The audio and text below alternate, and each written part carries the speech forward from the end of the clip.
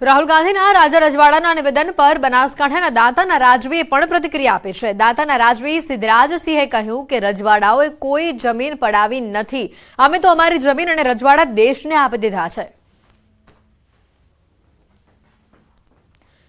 તમે અમારી જમીન અને રજવાડા દેશને આપી દીધા છે। આ નિવેદન સામે આવ્યું। રાહુલ ગાંધીના રાજા રજવાડાના આ નિવેદનનો જે મામલો છે તેને લઈને અનેક પ્રતિક્રિયાઓ પણ સામે આવી રહી છે। તો આ તરફ બનાસકાંઠાના દાંતાના રાજવીએ પ્રતિક્રિયા આપી। દાંતાના રાજવી સિદ્ધરાજસિંહે આ અંગે પ્રતિક્રિયા આપી।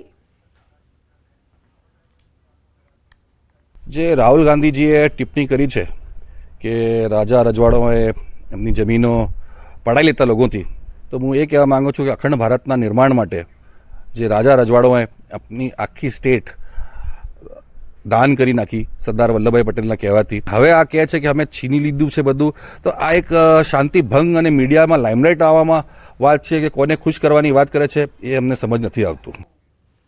રાજા રજવાડાના વિવાદિત નિવેદન પર ક્ષત્રિય આગેવાન પીટી જાડેજાએ પણ પ્રતિક્રિયા આપી છે। ક્ષત્રિય આગેવાન પીટી જાડેજાએ કહ્યું કે રાહુલ ગાંધીનું નિવેદન વખોડવા લાયક છે। રાજા રજવાડાઓએ તો આપ્યું છે, કોઈનું છીનવ્યું નથી। કે ક્ષત્રિયો પાસે જમીન હતી, રાજા મહારાજો પાસે રાજ હતા, તો જમીન લઈ લેવાની વાત તો ક્યાં છે? જમીન કોઈ પાસે નહોતી અને ક્ષત્રિય સમાજે આપી છે, તો આવો બફાટ કરે એનો જવાબ અમારે આપવાનો હોય જ નહીં। આ તો આપ મીડિયા પૂછો છો એટલે પણ હું સખ્ત શબ્દોમાં એને વખોડી કાઢું છું। રાહુલના રાજાના નિવેદન ઉપર રાજકારણ હાલ ગરમાયું છે। ભાજપના મીડિયા કન્વીનર યજ્ઞેશ દવેનો પલટવાર સામે આવ્યો છે। રાહુલ ભારતમાં ભણ્યા નથી એટલે ઇતિહાસથી અજાણ છે। રાજાઓએ જમીન દેશ માટે ન્યોછાવર કરી છે। કોંગ્રેસી તૃષ્ટિકરણની રાજનીતિ છે। આ નિવેદન આવ્યું છે સામે યજ્ઞેશ દવેનું। રાહુલ ગાંધી એક બાળક બુદ્ધિભર્યું નિવેદન આપી રહ્યા છે। એમને ભારતનો ઇતિહાસ શું એ ખબર નથી, કારણ કે 10 વર્ષના બાળકને પણ જ્યારે પૂછીએ તો 10 વર્ષનો બાળક પણ ભારતનો ઇતિહાસ જાણતો હોય છે કે ભારતની અંદર રાજા રજવાડાઓએ પોતાની જમીનો અને પોતાની મિલકત દેશ માટે ન્યોછાવર કરી દીધી છે। એ ભારતના ઇતિહાસમાં લખેલું છે। પરંતુ ખેર રાહુલ ગાંધી ભારતમાં ભણ્યા નથી એટલે ભારતનો ઇતિહાસ ખબર નથી, આ ભારતનું ભણતર નથી, એની જ આ પરિણામ છે। બીજું કે જે પ્રમાણે તેઓ વાતો કરી રહ્યા છે કે દેશના રાજાઓએ સામાન્ય વ્યક્તિની મિલકતો અને સામાન્ય વ્યક્તિની જમીનો હડપ કરી લીધી છે, રાહુલ ગાંધીને આ બોલતા શરમ આવી જોઈએ કે એમના સલાહકાર ને એમના પિતાના સલાહકાર શામ પિત્રોડા આ પ્રકારનું બોલી રહ્યા હતા કે સામાન્ય વ્યક્તિની જમીનો લઈ અને સરકારને આપી દેવી જોઈએ। કોંગ્રેસના મેન્યુફેસ્ટોમાં પણ જે અમીરોની મિલકતો છે એ અમીરોની મિલકતો માટેનો ઉલ્લેખ કરેલો છે કે અમીરોની મિલકતોની અમે ચકાસણી કરીશું। ભૂતકાળમાં મનમોહનસિંહ પણ કહી ચૂકેલા છે કે સરકારી મિલકતો પર સૌથી પહેલો અધિકાર લઘુમતી એટલે મુસ્લિમોનો છે। ક્યાંક ને ક્યાંક આમાં મુસ્લિમ તુષ્ટિકરણ દેખાઈ રહ્યું છે, છતાં માત્ર ને માત્ર મતના રાજકારણ માટે, માત્ર ને માત્ર એક ચોક્કસ કોમને ખુશ કરવા માટે કોંગ્રેસ શરૂઆતથી આ પ્રમાણે કરી રહી છે। રાહુલ ગાંધીના નિવેદન મામલે હવે ગુજરાત કોંગ્રેસ પ્રવક્તાની પણ પ્રતિક્રિયા સામે આવી છે। રાહુલ ગાંધીના નિવેદનને ખોટી રીતે રજૂ કરવામાં આવી હોવાની પ્રતિક્રિયા તેમણે આપી છે। નિવેદનને તોડી મરોડીને રજૂ કરવામાં આવ્યું છે, ધ્યાન ભટકાવવા આ વિડીયો શેર કર્યો હોવાનું તેઓનું નિવેદન છે। સાથે તેમણે ઉમેર્યું, વિપક્ષને કેમ દબાવવું તે સતત પ્રયાસો થઈ રહ્યા છે। એ સંપૂર્ણપણે એડિટેડ અને ક્યાંક ને ક્યાંક આખી વાતને એકથી ધ્યાન ભટકાવવા માટેનો છે। આ ભાજપાની જે નીતિ છે એ મહિલા વિરોધી છે, અહંકારની પરાકાષ્ઠા ઉપર છે। દેશના મૂળભૂત બાબતોની એમને ચર્ચા કરવી નથી, મોંઘવારીનો મ બોલવો નથી, દેશને જેમને ભેટ આપી છે 10 વર્ષના શાસનમાં બેરોજગારીની, એના વિશે એમને વાત નથી કરવી। એમને 2014 પહેલાં આપેલા વચનોની એક પણ વાતની ચર્ચા નથી કરવી, નથી એમને કિસાન વિશે, ખેડૂત વિશે વાત કરવી, નથી એમને મહિલા વિશે વાત કરવી, નથી એમને યુવાનો વિશે વાત કરવી, અને એમના અહંકારના કારણે જ તેઓ મૂળભૂત મુદ્દાઓથી ભાગી રહ્યા છે। કોંગ્રેસ નેતા અભિષેક મનુ સિંઘવીના ભાજપ પર પ્રહાર સામે આવ્યા છે। સરકારી સંસ્થાઓને તોડવાનું કામ ચાલી રહ્યું છે। 75 વર્ષના શાસનમાં પહેલીવાર આવી સ્થિતિ। ભાજપના 417 માંથી 116 ઉમેદવાર અન્ય પાર્ટીના। इस प्रकार से संस्थाओं का, मूल्यों का, ठीक है, को नष्ट करने की प्रक्रिया हम देख रहे हैं कई वर्षों से। और मैं ये कहने में नहीं झिझकता कि 75 साल में जो साम दाम दंड भेद के नए आयाम इस सरकार ने सिर्फ राजनीतिक रूप से जीतने की लिए अपनाए हैं वो हमने भारत के इतिहास में पहले नहीं देखे। राहुल गांधी जी ने बिल्कुल किसी और संदर्भ में एक ऐतिहासिक सत्य को बोला है। कई ऐसे राजा महाराजा हैं जिन्होंने करीब तो जमीन ली होगी। अगर कोई कहता है कि किसी ने कुछ नहीं किया, ऐसा तो गलत है। लेकिन सच्ची जो मूल बात इसमें आपके प्रश्न में नहीं थे उसको आप भूल रहे हैं। आप माननीय मोदी जी और आप माननीय मोदी जी की पार्टी इतना घबराए भी हो रहे हैं।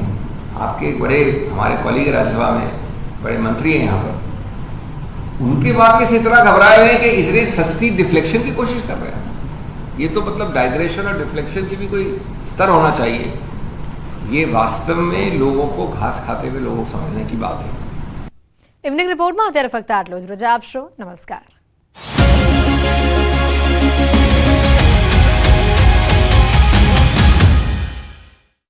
મોદી સાહેબના ફેસમાં તમે છોતો ભાવ હોય તો હાથી ઘોડાનો ફેર પડે, અને સાહેબ પ્રત્યે રિસ્પેક્ટ દરેકને છે એ તો તમે જાણો છો, એનો લાભ આપણને મળે. બનાસકાંઠાના થરાદમાં ભાજપ દ્વારા સર્વ સમાજના સંમેલનનું આયોજન કરવામાં આવ્યું હતું, જેમાં ઠાકોર સમાજના 100 લોકો ભાજપમાં જોડાયા. તો બારોટના સમાજના એક વ્યક્તિએ વડાપ્રધાન નરેન્દ્ર મોદી પરની કવિતા વાંચી, જે કવિતા સોશિયલ મીડિયામાં ધૂમ મચાવી રહી છે. આવો સાંભળીએ કવિતા. ये हसे मारो न कर दिया गुजरात विश्वमा भारत दे हसे मारो न कर दिया गुजरात दामोदर नो दीकरो ईटो नरेंद्र यानो नाम हीराबानो हीरलो हासो विश्वमय पड़े न पासो हीराबानो हीरलो हासो विश्वमय पड़े नहीं पासो भारत नो य प्रधान बंको वगाड़ो से विश्व में डंको आ सरदार जी नु सपनु हतु न अखंड भारत नु जेम सरदार केरो आ स्वप्न हतु न अखंड भारत नु जेम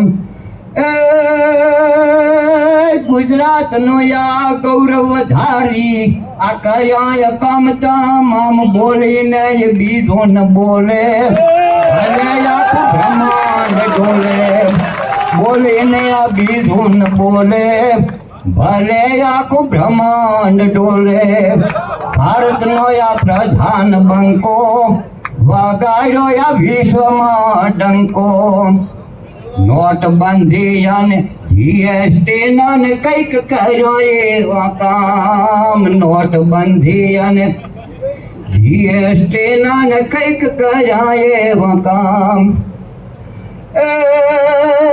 एक ने बदले 20 हरिया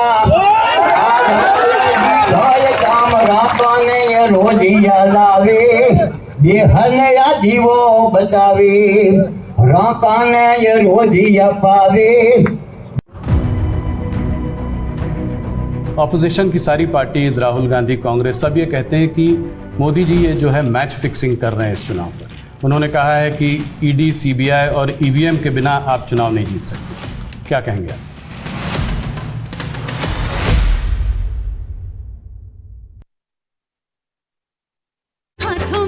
जीवो बतावे आ राम मंदिर नो झगड़ो हतो न माने न मुसलमान राम मंदिर नो झगड़ो हतो न माने न मुसलमान